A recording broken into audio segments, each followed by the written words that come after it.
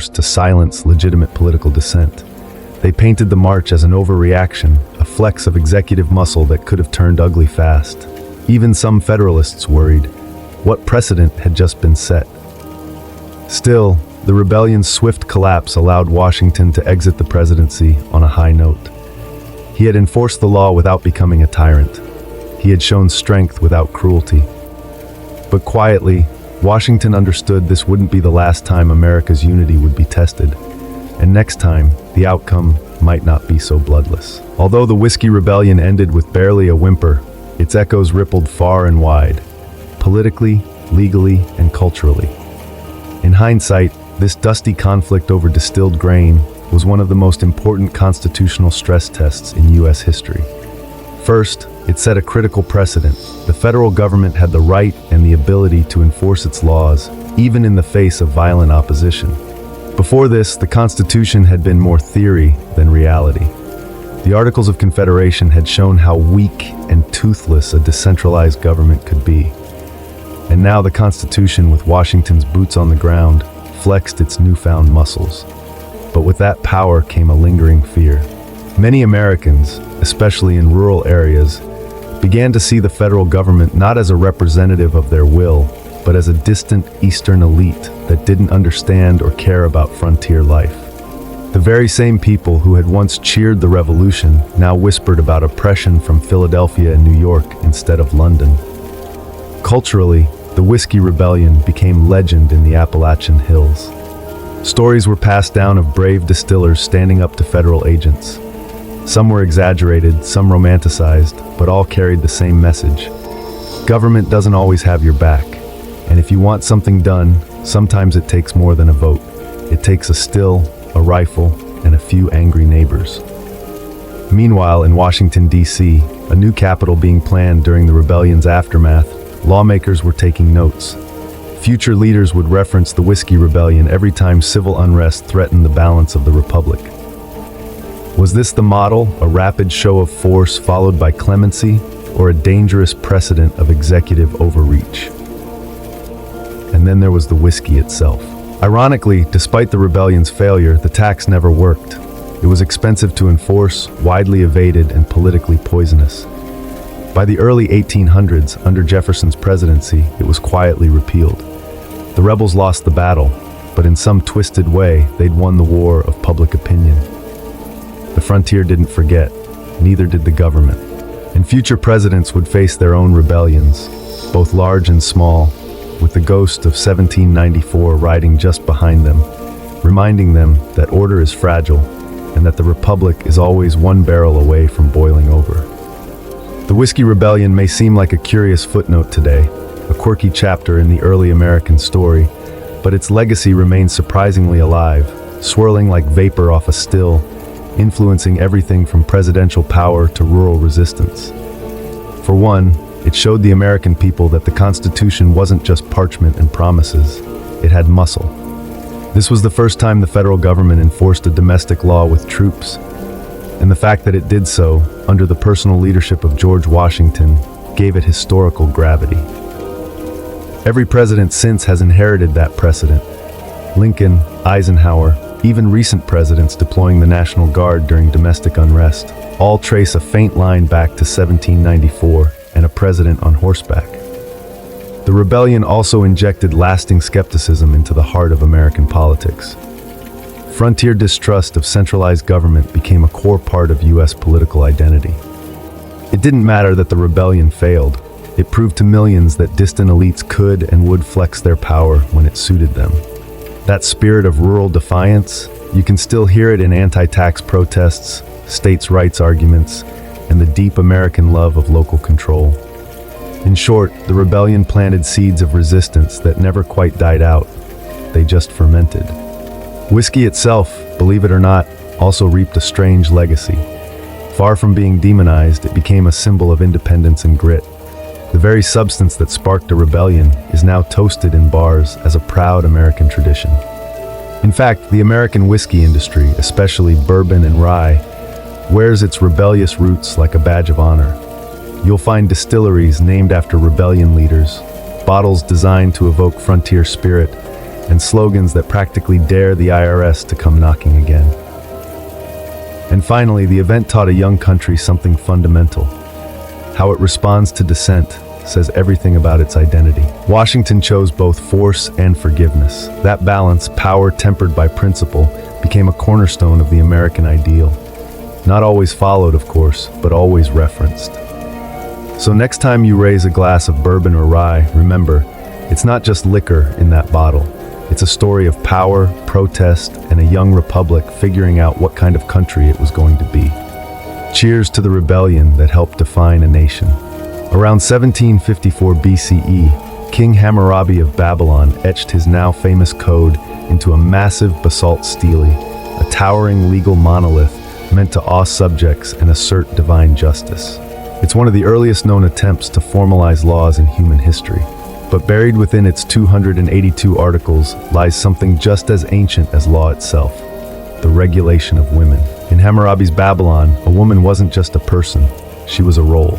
Daughter, wife, widow, mother. Each of those roles came with a legal definition, a social expectation, and if things went sideways, a punishment. For example, take marriage. Women could be married off by their fathers, essentially transferred from one household to another. Once married, a woman was expected to be faithful. If she was accused of adultery, both she and her alleged lover could be bound and thrown into a river. That's not metaphor, that's literally what the text prescribes.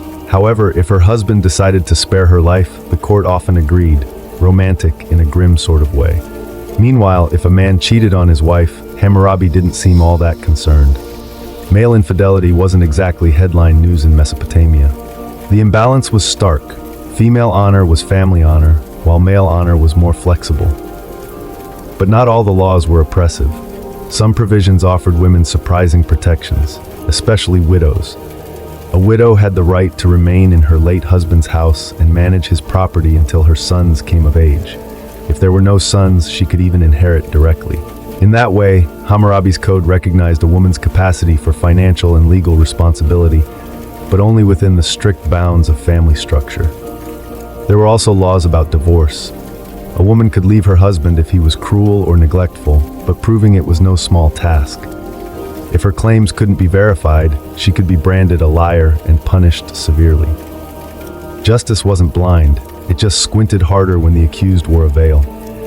So what did Hammurabi's code teach us about women in ancient Babylon? That they weren't invisible.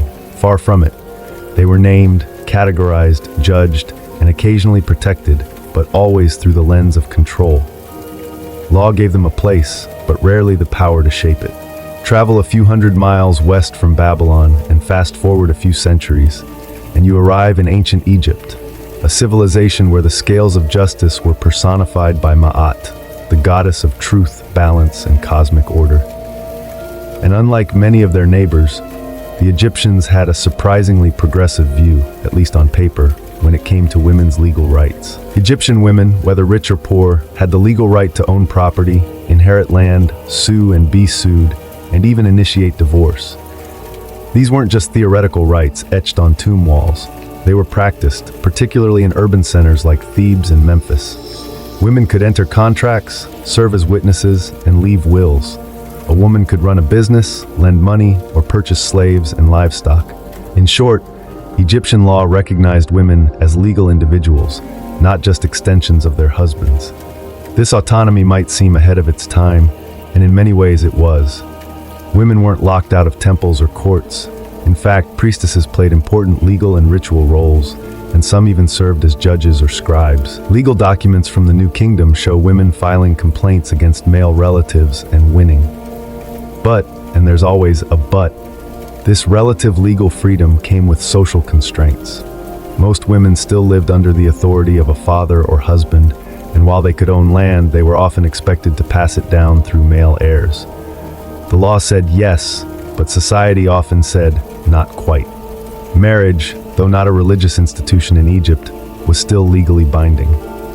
Husbands and wives could divorce for reasons as varied as infertility, infidelity, or even emotional incompatibility. Divorce didn't carry a social stigma, and children were usually cared for by the mother, who retained rights to her. All right, everyone, settle in. Tonight we begin with a question that's often forgotten amid the chaos of tanks, trenches, and total war. What did World War II soldiers actually eat? From American K-rations to German ersatz spread, Soviet cabbage soup to Japanese rice balls, tonight we're peeling back the layers of history, one can of corned beef at a time.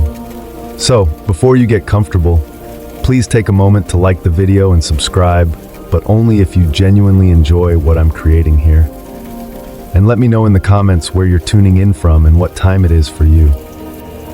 It's always genuinely fascinating to see our audience connecting from all corners of the globe. Now, dim those lights. Perhaps turn on a fan for that soft background hum, and let's smoothly transition into tonight's journey together.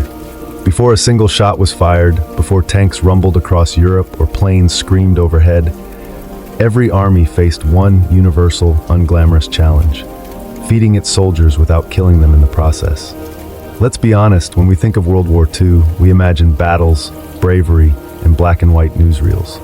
Rarely do we stop to ask the really gritty questions, like, did that guy storming Normandy have breakfast? And if so, what on earth was it?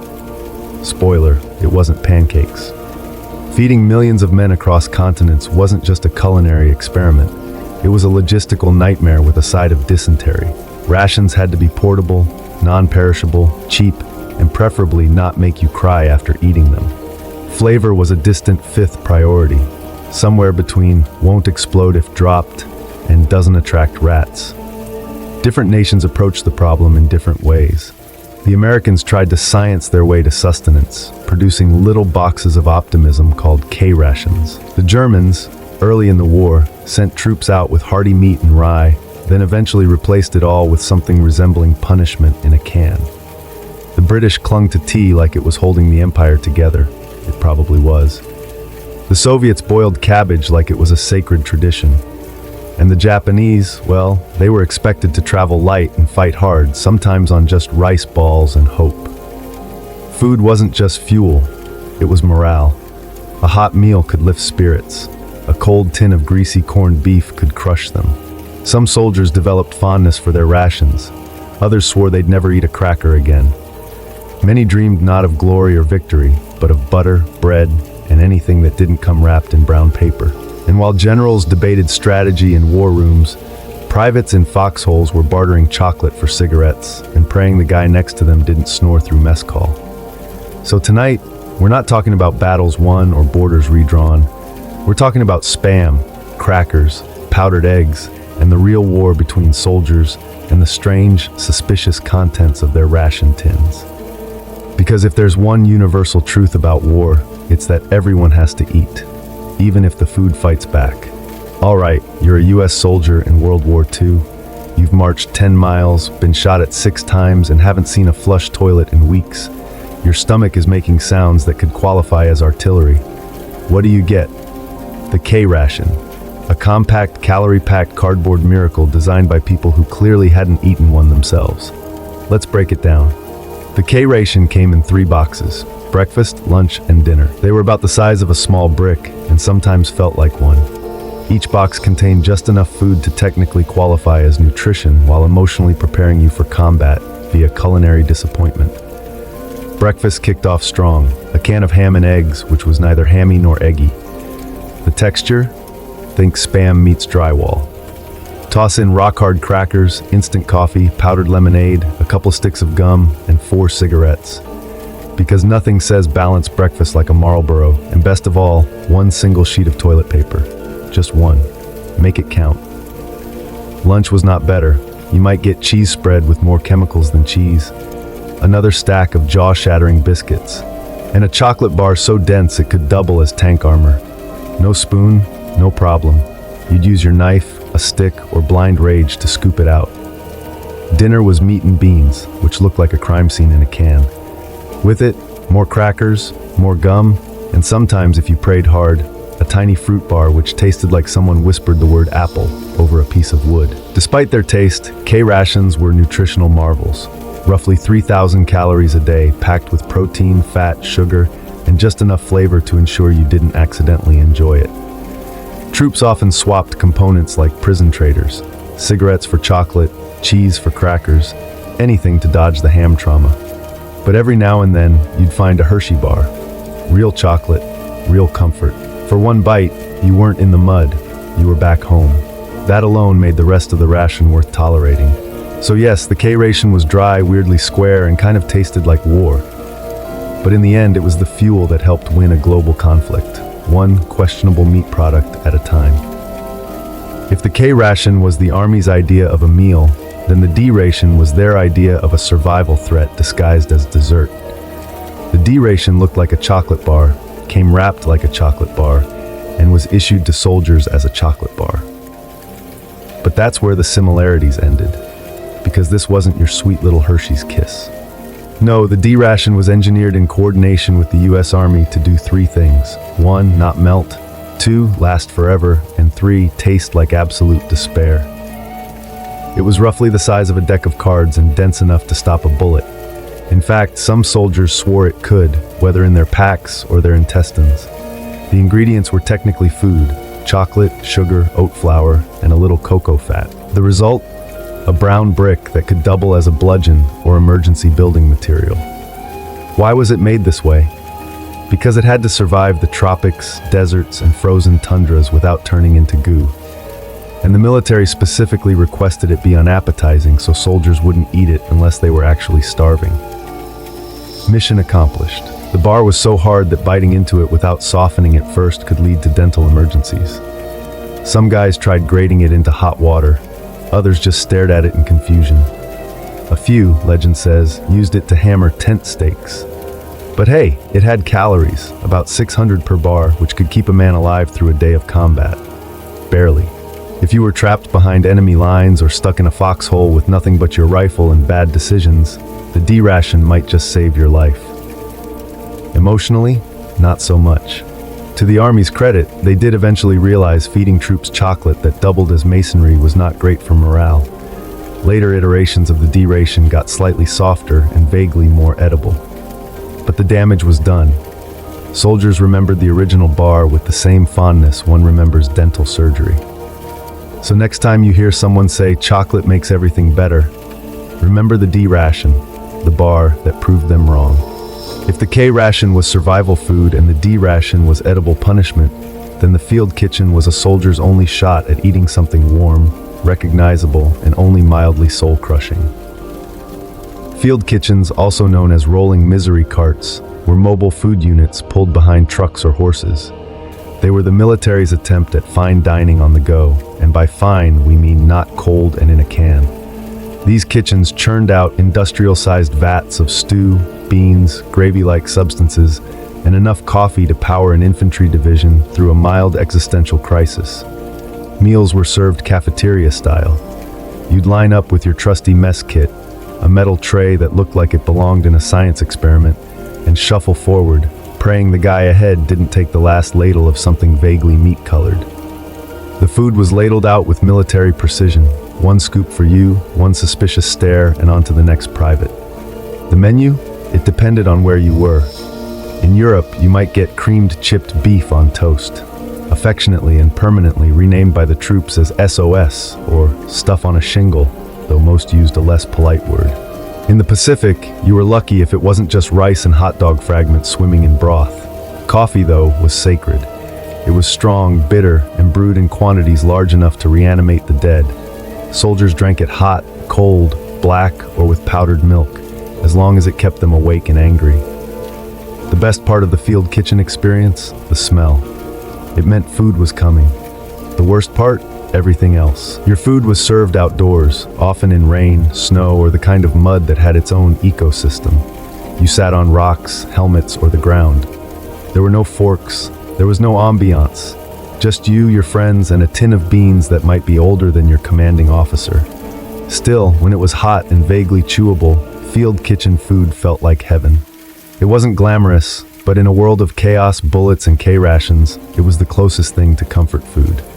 At the start of World War II, German soldiers marched into battle with swagger, clean uniforms, and something shockingly rare in wartime logistics: actual food that resembled real meals.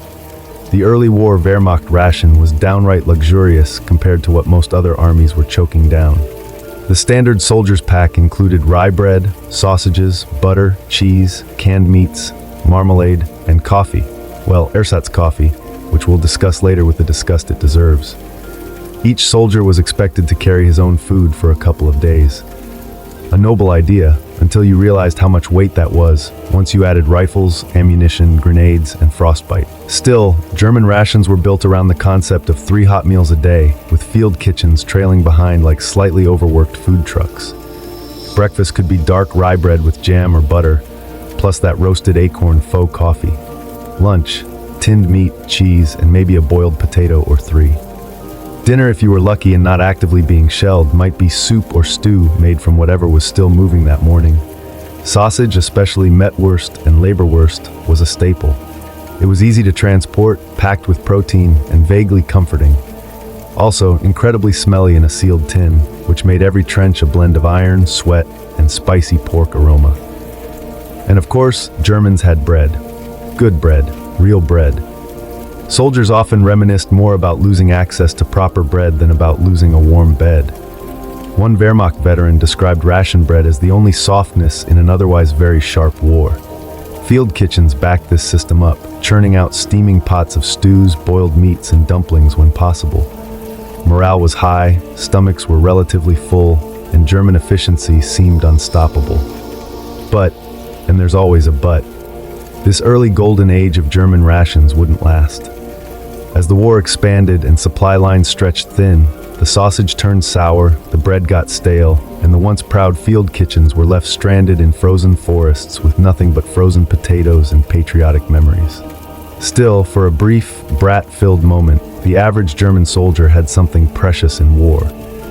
Warm food, decent coffee substitutes, and the illusion that this whole thing might be over by Christmas.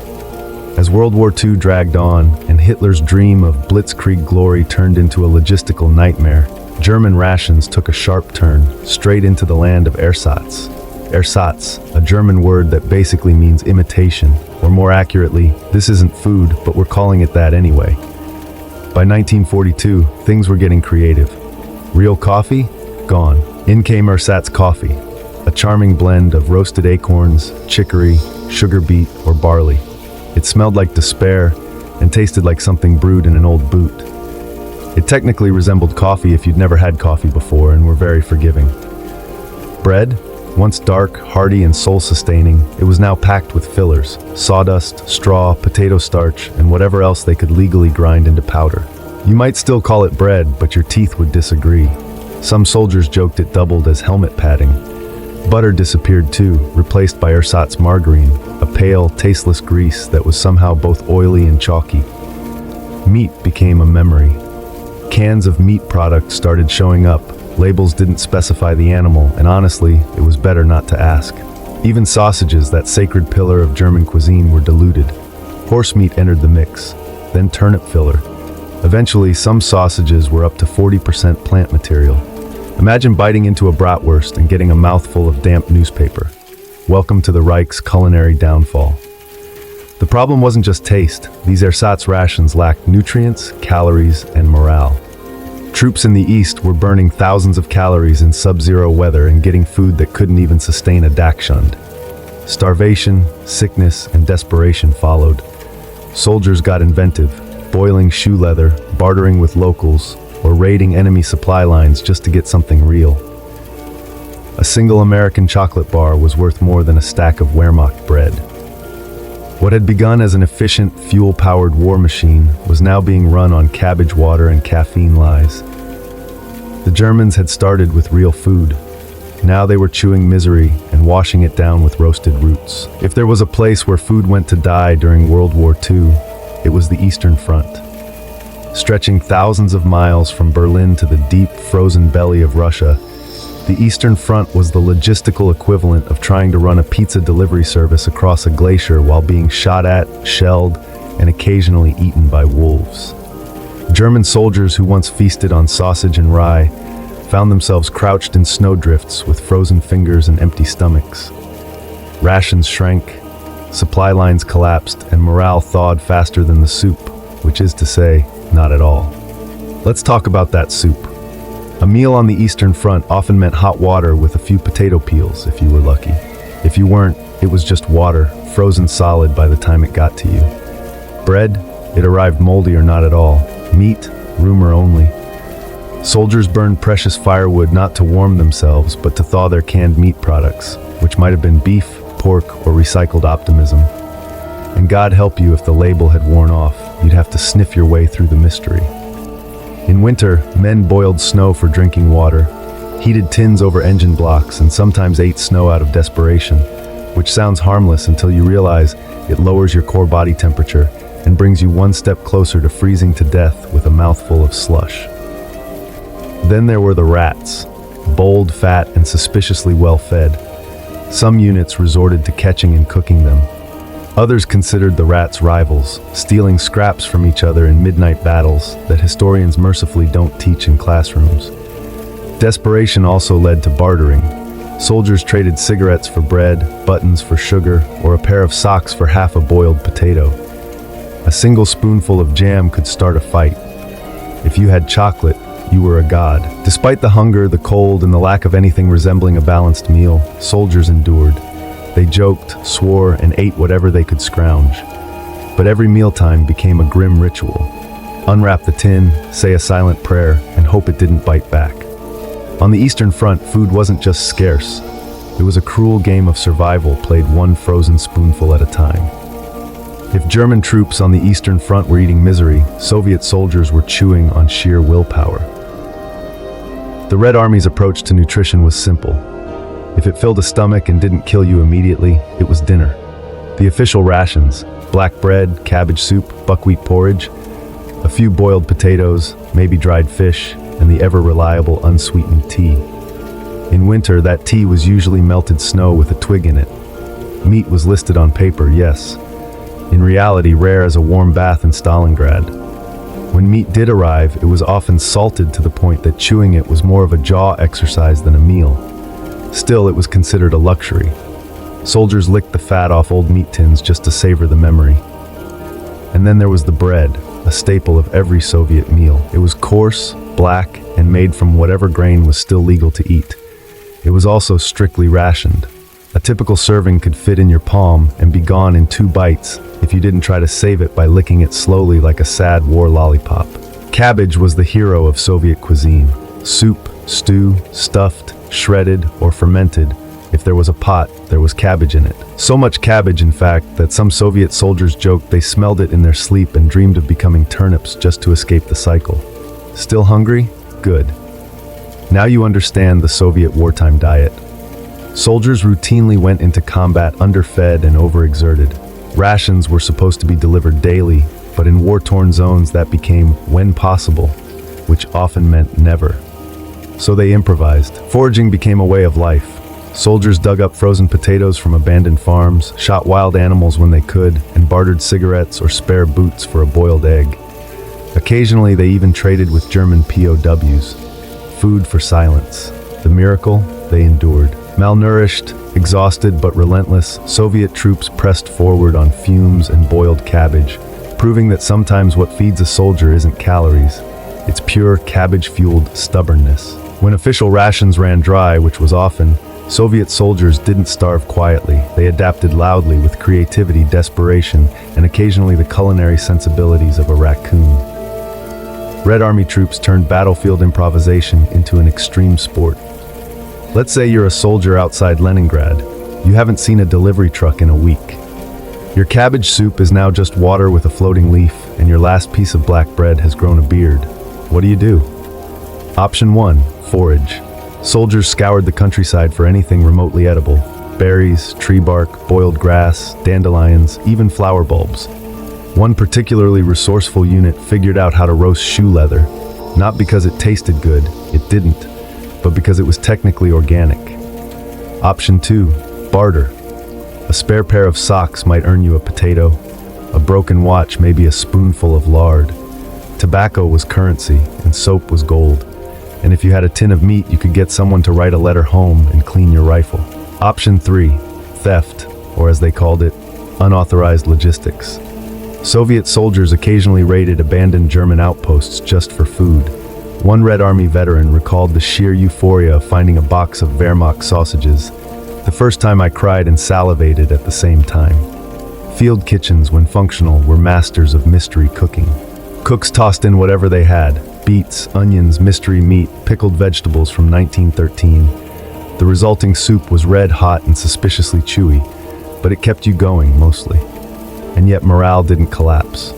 Why? Because Soviet culture glorified suffering as proof of strength. Soldiers turned deprivation into a badge of honor. They told jokes about their rations. They sang songs about dried fish. They gave names to their tin cups, which was either camaraderie or a mild fever dream. In the Red Army, mealtime wasn't about flavor, it was about survival theater. Every bowl of borscht, every crumb of bread was a statement. We're still here. If World War II were judged solely by culinary performance, the British Army might have been forced to surrender to its own menu. British soldiers didn't eat, they endured. Their rations were a war within the war, a daily ritual of unseasoned punishment, washed down with eternal optimism and as much tea as humanly possible. Let's start with the sacred trinity: tea, hardtack biscuits, and bully beef. Tea was everything. More than a drink, it was morale in liquid form. Soldiers brewed it in tin mugs, mess tins, helmets, anything that held heat and didn't leak too much. Sometimes there was no milk, no sugar, no dignity, just hot brown water and hope, but it got them through. Hardtack biscuits were designed to outlive the soldier. Dense, chalky, and almost completely tasteless, they had the structural integrity of roofing tiles. They doubled as plates, coasters, or makeshift armor in a pinch. Many troops claimed their dental issues weren't from combat, but from trying to bite these biscuits. Then came bully beef, aka tinned corned beef. It had the visual appeal of canned cat food and the consistency of congealed regret. It was salty, oily, and could be eaten hot, cold, or with the appropriate level of emotional numbness. You sliced it, fried it, diced it, or just stared at it until your appetite left the tent. Also included in the standard ration: powdered eggs, which somehow tasted nothing like eggs, tin jam, which could glue your jaw shut, and a smattering of oatmeal, chocolate, and dried fruits, all of which arrived in tins that took a crowbar and a prayer to open. The British Army didn't pretend its food was good. It pretended it was sufficient, and in fairness, it kept soldiers alive, barely. Field kitchens could sometimes provide stews, stewed prunes, and the occasional surprise: a real egg, a slice of bread, or something not immediately depressing. But no matter the food, there was always tea. Shells could fall, trucks could explode, but if there was hot water, there was a brew. And in that mug, steaming in a muddy trench, was Britain's greatest ration of all: stubbornness in a cup. By mid-war, British soldiers weren't just fighting the Axis, they were fighting ration fatigue, an invisible enemy that came disguised as another tin of corned beef. The British military supply system was held together with string, hope, and a suspicious number of forms in triplicate. Fighting across multiple continents, from North Africa to Italy to the jungles of Burma, meant rations got weirder the farther you were from London, and colder, and often squishier. A ration in Cairo might arrive slightly warm and edible. A ration in the Burmese jungle, it might arrive moldy, half-eaten by ants, and 2 weeks late. And still soldiers saluted it, heated it, and ate it, because that's what British resilience looked like, chewing quietly through despair. Water was always boiled, not just to kill bacteria, but because boiling meant tea. Tea was sacred. Men would risk sniper fire to retrieve a kettle. A warm cup could make the difference between a breakdown and a moment of British dignity in the mud. When supplies were tight, and they often were, soldiers got creative. They rehydrated powdered milk into tea whitener, spread jam on hardtack with bayonets, and seasoned meat with sarcasm. One soldier reportedly made a stew out of bully beef, raisins, and crushed vitamin tablets. The result? Morally questionable, but technically food. Tinned food was both a blessing and a curse. It lasted forever, yes, but it also required strength, tools, and sometimes divine intervention to open. Soldiers developed strong opinions about tin designs and spent entire afternoons discussing the good key roll ones versus those devil tins with no handles. When something fresh did show up, an egg, a loaf of bread, an actual vegetable, it was cause for celebration or suspicion. One soldier, upon receiving a fresh tomato, stared at it for an hour before deciding to keep it as a pet. Despite the rationing, the blandness, and the biscuit-induced jaw pain, British troops remained stoic. They grumbled with dignity, made jokes about their own digestion, and above all, kept calm and carried on, preferably with tea. If the American soldier had rations, the German had organization, and the Brit had tea, the Japanese soldier had rice and a terrifying capacity for suffering. The Imperial Japanese Army was built on endurance. Soldiers were taught that self-denial was noble and that hunger was part of their duty, which was convenient because most of them were perpetually starving. The standard Japanese field ration wasn't so much a meal as it was a polite suggestion.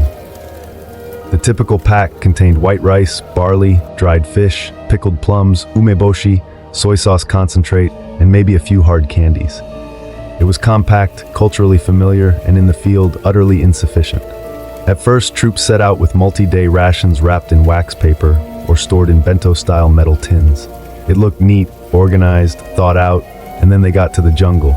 In places like New Guinea, Burma, and Guadalcanal, the humidity turned rice into moldy goo. Rats ate through supplies, and fish went bad faster than your hopes of victory.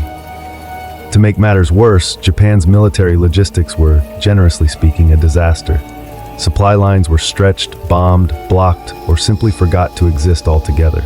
Many units went days, even weeks, with barely a handful of rice to split between them. Soldiers foraged, raided villages, or ate jungle plants whose nutritional value ranged from slightly helpful to hallucinate then collapse.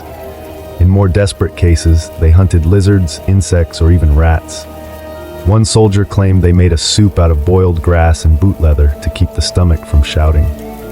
To their credit, or perhaps horror, Japanese troops rarely complained. They believed hardship was honorable, starving, glorious, barefoot, inspirational. Rice infested with weevils added protein. There was occasionally miso paste or powdered green tea.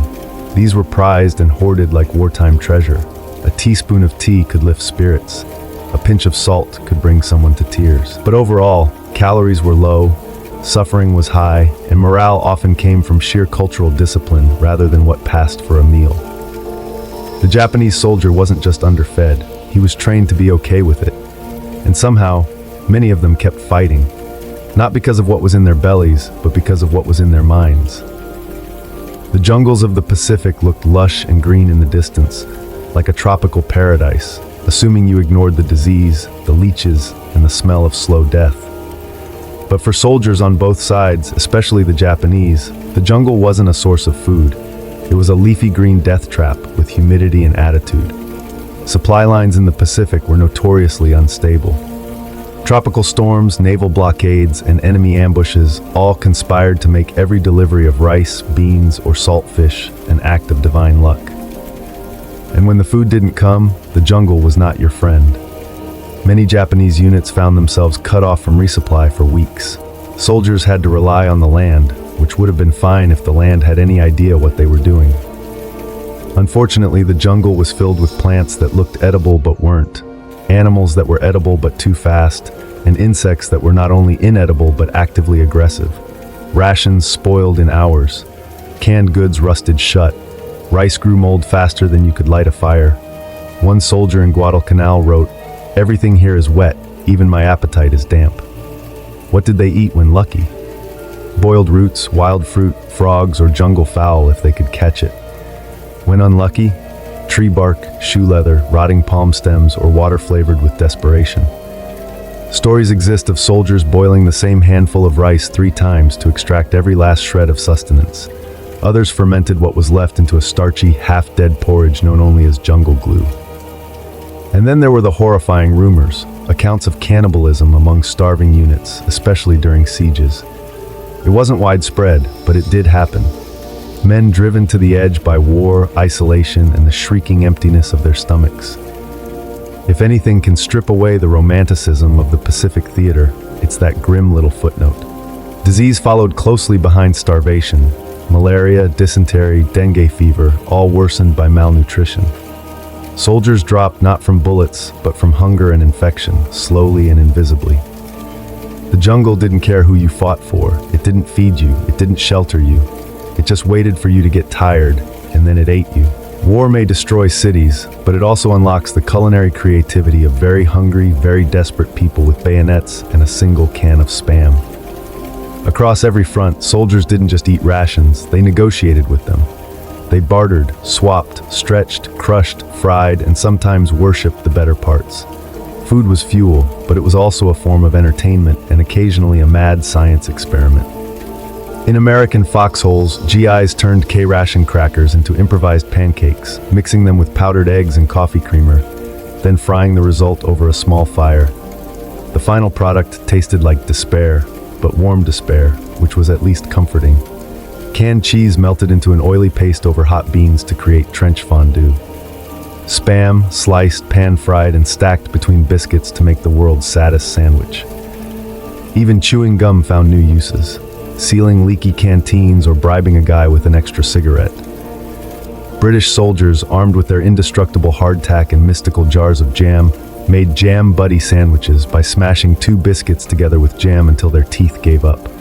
One squad in North Africa famously mixed bully beef with dried fruit and called it Desert Delight. Another named their nightly stew Stuff because no one could identify what was in it anymore, including the cook. On the Eastern Front, Soviet soldiers used empty shell casings as soup pots, boiled cabbage in helmets, and roasted anything with legs, including once a stolen German sausage that required 3 men to defend it. Even the Japanese, with limited supplies, found ways to repurpose leftovers. Rice was refried with pickled vegetables to create onigiri-style cakes, and dried seaweed was hoarded for flavoring water when nothing else remained. These weren't gourmet meals. They were acts of wartime alchemy. Field improvisation turned boredom into morale, turned not enough into this will do, and made a lot of food slightly less terrifying. Because when you're stuck in a trench, jungle, or ruined farmhouse, your mess kit becomes your kitchen, your bayonet becomes a spatula, and your meal, a miracle that you survived long enough to eat it. Long after the guns fell silent, long after uniforms were packed away and medals boxed in drawers, one thing stayed with veterans of World War II, the food. Or more precisely, the memory of the food. For many soldiers, rations were more than just sustenance. They were the backdrop to trauma, camaraderie, grief, boredom, and hope. A bite of bully beef could conjure a foxhole in France. A whiff of cabbage soup brought back the frozen trenches outside Stalingrad. A can of Spam wasn't just meat, it was a moment in time. Some remembered their meals with dark humor. American vets would joke about choking down a D ration like it owed them money. British troops swapped stories of trying to trade hardtack biscuits with locals, only to be laughed at. One Soviet veteran claimed he couldn't eat bread for years after the war, not because he hated it, but because it felt like sacred ground. Food marked the boundaries of war. A fresh apple meant you were near a farm and maybe peace. A hot stew from a field kitchen meant you weren't dying that day. Even bad coffee meant someone cared enough to boil water. Then there were the care packages, those precious morale-boosting gifts from home. Chocolate bars, dried fruit, powdered milk, handwritten notes tucked beside cookies. These weren't just treats, they were emotional lifelines. Some soldiers hoarded them, others shared them. A few rationed them out one bite at a time, stretching hope across weeks of horror. And yet some flavors stuck around too long. Veterans joked that they could still taste the metal of the tin decades later. One GI swore he could still smell Spam every time it rained. Another insisted his nightmares occasionally starred powdered eggs. Because when you eat in war, you're not just feeding your body, you're anchoring your existence. You're trying to stay human in a world gone mad. And that means every meal, however bland or bizarre, becomes part of you. So next time you toss a snack in the microwave, think of those soldiers cooking with firewood, bayonets, and sheer determination. For them, every bite was survival, and the taste, it never really left. The ink was barely dry on the US Constitution when the young republic found itself brewing its first major crisis. One that came not from foreign invaders or political factions, but from something far more potent, whiskey. In the early 1790s, America was broke. The Revolutionary War had left the nation buried in debt, and the new federal government, led by President George Washington and Treasury Secretary Alexander Hamilton, needed a plan. Hamilton, ever the fiscal mastermind, proposed an excise tax on domestically produced distilled spirits, whiskey being the most common. To the urban elites and coastal merchants, it sounded reasonable.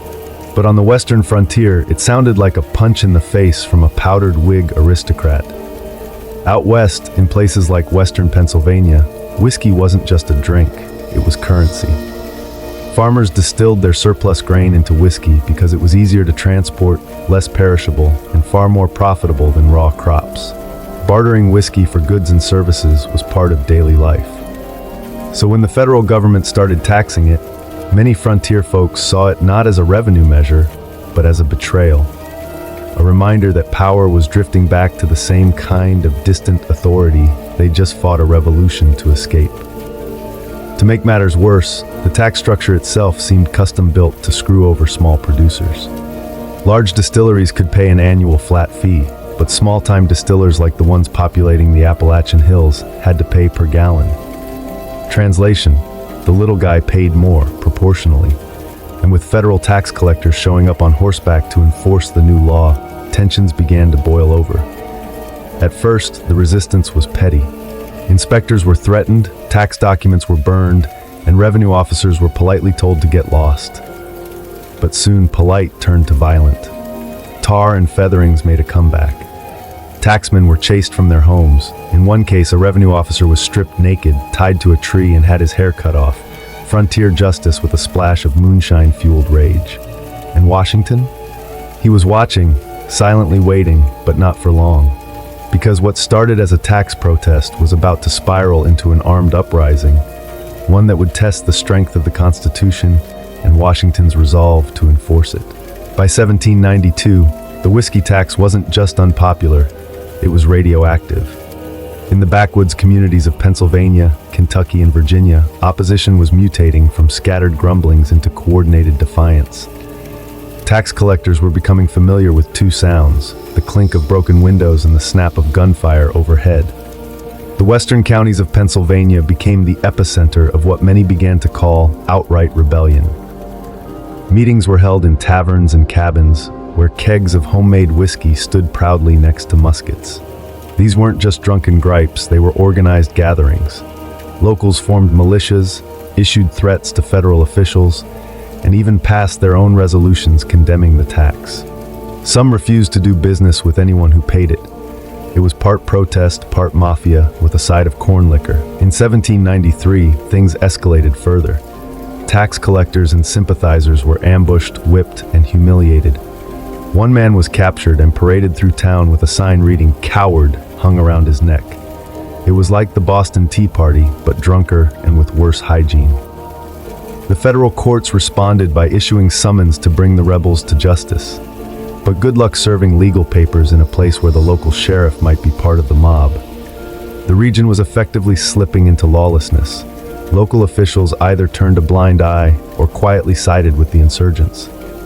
President Washington, usually calm and measured, started gritting his false teeth. The Whiskey Rebellion was threatening not only public order, but also the legitimacy of federal law itself. If the government couldn't enforce its own taxes, then what was the point of a constitution? What was the point of government? Still, Washington didn't rush. He sent federal commissioners to negotiate with the rebels. But it was like trying to serve tea at a bar fight. The rebels had already formed committees, held conventions, and in some cases talked about full-on secession. They saw themselves not as criminals, but as patriots standing up to tyranny. Meanwhile, Hamilton, ever the hawk, was whispering in Washington's ear, "You want to let these guys stomp on the Constitution, really? After everything we just went through?"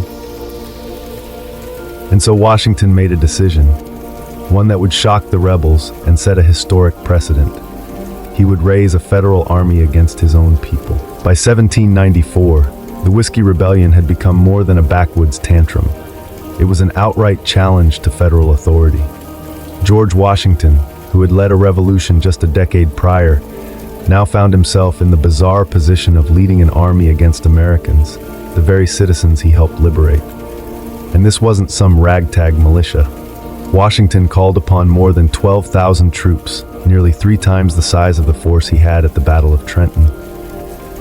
That included state militias from Maryland, New Jersey, Virginia, and Pennsylvania. Many of these troops were volunteers, but others were voluntold. It was the largest federal force ever marshaled in the U.S. to that point. And it wasn't going to war with the British or French. It was marching west to put down angry farmers with pitchforks and moonshine stills. Hamilton, never one to miss a dramatic moment, rode out with the army like some powdered wig version of Patton. He was thrilled. This was his big moment to show that the federal government had teeth and wasn't afraid to bite. Washington, though reluctant, knew the stakes. The rebellion wasn't just about booze. It was about whether the United States could function as a nation under law. If the rebels could scare off tax collectors and defy Congress without consequences, then the Constitution might as well be used for kindling. So for the first and only time in American history, a sitting president led troops in the field. Imagine the scene. The most famous man in America, astride a horse, riding westward through the Allegheny Mountains, not to inspire revolution, but to crush one. His presence sent a chilling message. Rebellion would be met not with pamphlets, but with bayonets. When the army approached the heart of rebel territory in western Pennsylvania, the response was disappointing. The rebels who had talked big in taverns and torched a few taxmen's houses suddenly remembered they had chores to do. Most of the ringleaders vanished. Others fled into the woods or took the "I don't know nothing about nothing" defense. There would be no great battle, no climactic showdown. The army had marched hundreds of miles to confront a rebellion that fizzled like flat cider. But Washington's message was loud and clear. The federal government was no joke. With the rebellion smothered before a single shot was fired, the soldiers turned around and headed home. And so did George Washington. But now came the mop-up. Arrests, trials, and justice, federal style. A handful of rebel leaders were captured. Though leaders might be generous, many of the more radical agitators had slipped away into the wilderness. What remained were a few unlucky men who got caught by bad timing or bad hiding spots. 20 were eventually brought to Philadelphia to stand trial for treason. The trials, however, didn't unfold like Hamilton might have dreamed. Evidence was spotty, witnesses were afraid to testify, and the jury, composed of their fellow Pennsylvanians, wasn't exactly keen on throwing their neighbors into a noose. In the end, only 2 men were convicted of treason, and even that verdict came with a side of skepticism. These weren't dangerous warlords, they were poor farmers who had made poor decisions. And Washington, no stranger to rebellion himself, chose mercy over vengeance. In a move that stunned some and reassured others, he pardoned both men. His message: yes, the government would enforce the law, but it would not become a tyrant in the process. This act of clemency turned out to be as important as the show of force itself. Washington had demonstrated strength, but he also showed restraint. The federal government wasn't going to crush people under its heel like a monarchy might have. Instead, it would lead by law, tempered with justice. Meanwhile, Hamilton grumbled. He wanted more heads to roll, metaphorically, if not literally. He saw the rebellion as proof that the common folk couldn't be trusted with too much freedom, especially not with whiskey involved. But Washington understood the deeper game. Legitimacy didn't come from cracking skulls. It came from showing that the new republic could balance authority with compassion. The rebellion was over, but the precedent it set would echo for generations. The U.S. had passed its first real test of federal authority, and it didn't collapse into chaos. Still, questions remained. Would future presidents use the same logic? Would mercy always follow power? And most of all, was this the end of frontier rebellion, or just the beginning? The guns were holstered, the rebels pardoned, and the whiskey stills quietly resumed bubbling in the hills. But politically, the Whiskey Rebellion left a hangover that would last for years. The event had proven that the federal government had the power to enforce its laws, but it also lit the fuse on deep political divisions that were already smoldering beneath the surface. At the heart of the conflict were 2 opposing visions of America. On one side stood Alexander Hamilton and the Federalists, lovers of order, commerce, strong central government, and powdered wigs that could stop a bullet. They saw the rebellion as proof that the unruly countryside needed firm management. On the other side were the Jeffersonian Republicans, who didn't trust centralized power one bit. They believed in the yeoman farmer, local control, and resisting the kind of government overreach they'd fought a revolution to escape. To them, the federal response to the Whiskey Rebellion wasn't a heroic act of law enforcement. It was overkill. Sending 12,000 troops after some farmers with barrels of corn mash felt like stomping on a fly with a cannon. Thomas Jefferson, then serving as Washington's vice president, didn't hold back his opinions. Privately, he referred to the federal march as a monarchical adventure. He believed that Washington's show of force only pushed the common man further away from the government and straight into the arms of the Republican cause. And indeed, in the aftermath of the rebellion, something curious happened. The Republican Party began to gain traction. Out on the frontier, where distrust of federal authority had been fermented like whiskey itself, support for Jefferson's ideals surged. These weren't just drunk and angry farmers anymore. They were voters, and they were angry about being treated like a bunch of criminals for refusing a tax they could barely afford. The rebellion had failed militarily, but it succeeded in galvanizing anti-federalist sentiment. It helped accelerate the formation of the first true political parties in America, sharpening the divide between those who wanted a strong, centralized state and those who wanted the states to call their own shots. So while no war had broken out, a new kind of battle had begun. One fought not with muskets and torches, but with ballots, speeches, and ideology. At its core, the Whiskey Rebellion wasn't just about booze. It was about power and class resentment. To the small farmers of western Pennsylvania and beyond, the whiskey tax was more than an annoying expense.